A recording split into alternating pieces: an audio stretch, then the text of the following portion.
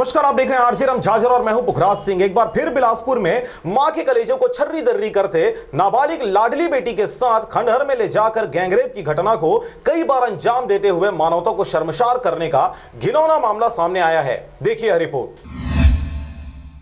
नाबालिग बच्चियों के साथ दुराचार करने की यह घटना पहली नहीं है, बल्कि आए दिन देश सहित प्रदेशों में न जाने कितनों बच्चियों के साथ दुराचारियों द्वारा ऐसा घिनौना कृत्य किया जाता है। शासन प्रशासन द्वारा लगातार बेटी बचाओ बेटी पढ़ाओ के नारे को बुलंद करते हर क्षेत्र में बेटियों को आगे लाने का प्रयास किया जा रहा है, परंतु फिर भी समाज की ओछी मानसिकता वाले दुराचारियों के द्वारा मानवता का बलात्कार करते इंसानियत को शर्मसार किया जाता है। जी हां, ऐसा ही कुछ देखने को मिला बिलासपुर जिले में, जहां पर एक नाबालिग लड़की को बहला फुसलाकर एक खंडहर में ले गए और वहां पर जबरदस्ती नाबालिग के साथ एक के बाद एक कईयों ने बलात्कार के इस घिनौने कृत्य को अंजाम दिया। बलात्कार की इस घटना को एक खंडहर में अंजाम देने के बाद आरोपी यही नहीं रुके, उन्होंने सामूहिक बलात्कार के इस वीडियो को वायरल करने की धमकी देकर लड़की को उसी खंडहर में ले गए और उसी घटना को बार बार अंजाम दिया जाता रहा। इस दौरान लड़की की मां को यह बात की जानकारी हुई तो उन्होंने तत्काल प्रभाव से बिलासपुर थाने में रिपोर्ट दर्ज कराई। मां की दुखद पीड़ा सुनकर पुलिस वालों ने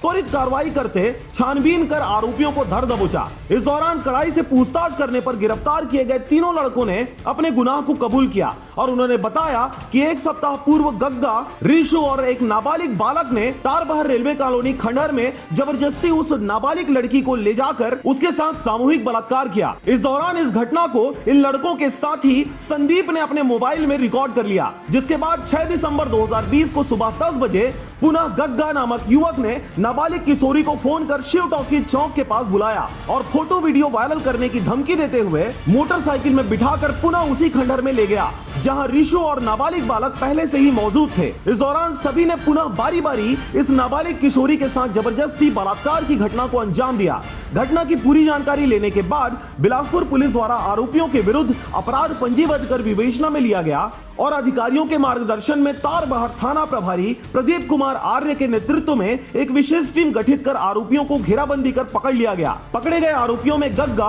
उर्फ शेख रमजान पिता शेख रहीम उम्र 20 वर्ष और रिंकू उर्फ रिशु रजक पिता बलवंत रजक उम्र 20 वर्ष के साथ एक नाबालिग बालक को भी गिरफ्तार किया गया। इस घटना को अंजाम देने वालों में एक आरोपी संदीप सकुनत अभी भी फरार बताया जा रहा है। मामले के इस चौथे आरोपी को पुलिस द्वारा जल्द ही गिरफ्तार कर न्यायिक रिमांड पर जेल भेजा जाएगा। बहरहाल आपको बता दें कि इस नाबालिग बच्ची की मां के इस रिपोर्ट के बाद 4 आरोपियों में से 3 आरोपियों को पुलिस द्वारा गिरफ्तार कर आगे की कार्रवाई की जा रही है, परंतु चौथे आरोपी के अभी भी फरार होने से घटना की रिकॉर्ड किए गए वीडियो पुलिस के हाथ नहीं लग पाई है, जिससे इस वीडियो के वायरल होने का अंदेशा जताया जा रहा है। आपको बता दें कि इस प्रकार की घटना को अंजाम देने वाले कोई बाहरी व्यक्ति नहीं होते, यह समाज में बल्कि अपने घर में पल रहे बच्चे होते हैं जिन्हें सही व सटीक परवरिश नहीं मिल पाता, जिसकी वजह से इस प्रकार की घटना को इनके द्वारा अंजाम दिया जाता है। कई दफा 100 में से 80 मामले हकीकत को बयां करते हैं, वहीं 20 मामले ऐसा भी देखा गया है कि झूठा केस कर बेगुनाहों को